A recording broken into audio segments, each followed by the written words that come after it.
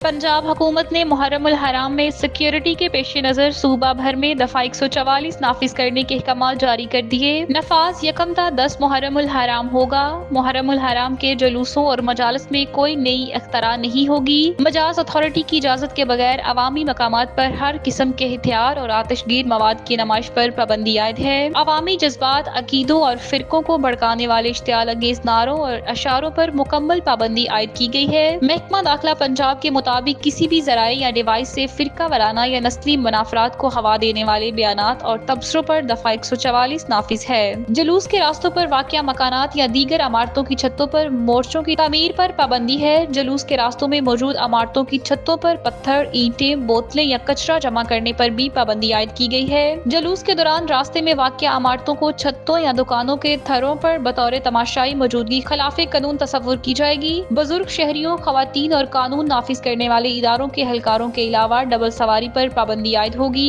Double सवारी के अलावा तमाम पाबंदियों का इतलाक 1 से 10 मुहर्रम उल हराम तक होगा, जबकि डबल सवारी पर पाबंदी का इतलाक 9 से 10 मुहर्रम उल हराम को होगा।